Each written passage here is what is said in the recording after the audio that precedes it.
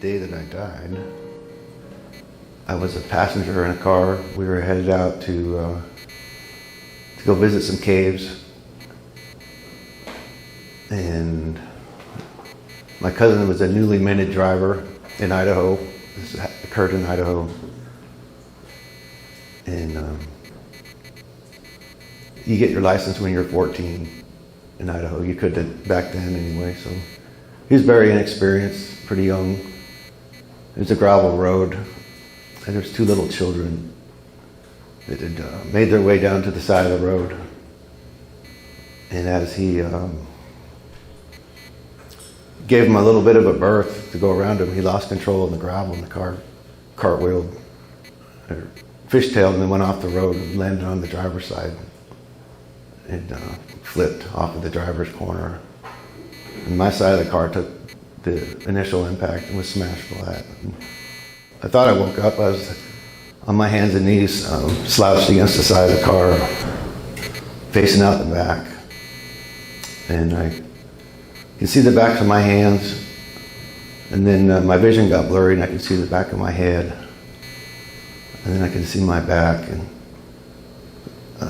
my body in the car, or I could see the bottom of the car. I could see through the car. And I was just taking that in, and my attention got drawn to the horizon. And when I looked to the horizon, I shot out into space. And I don't know how far, but out in space, there's so many stars. It's not like we see it here. And, so I was far enough away from the Earth that the Earth was not visible, but I seemed to know where to go because I was a little concerned initially. And then I came right back to the Earth, through the atmosphere, back over my body, looking at my body in the car, because that's what I was thinking about. It was the accident. And it is really profound to move at the speed of thought. It's wherever you think of, is like instantly you're there. I kind of missed that part. But having come from a different direction, what was in front of me was a place called Initial Point. It's a butte. And so that had my attention, so I went and checked that out. And I just right up to the surface of it, and I could see the blades of grass. And the blades of grass had like a soul or a spiritual essence to it. They had an intention. And we wouldn't see it as a consciousness, but they seemed to have something. And so did the ground too, but the ground was even more simple and way more numerous. And so I've since considered that it's probably the bacteria in the soil, because that's what was feeding the plants, or the grass. But the grass, I thought it was ironic, because we think of the grass, we walk on grass and plants and animals, and we don't think of them as having a soul or a spirit. And then after having taken that in for a while, I thought about the accident again, and I was up over my body. And I was looking down at my body, and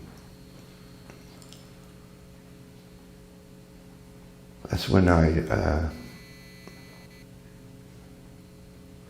noticed that it was as if love is what I was made out of.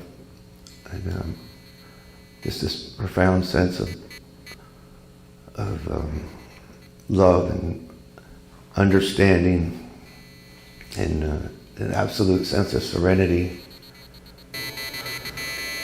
And then he took us to the hospital. And I made the mistake of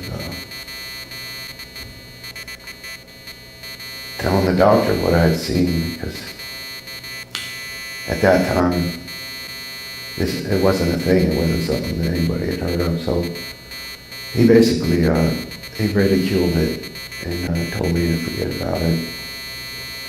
Said that our brain makes things up. And which at the time was a good explanation for me.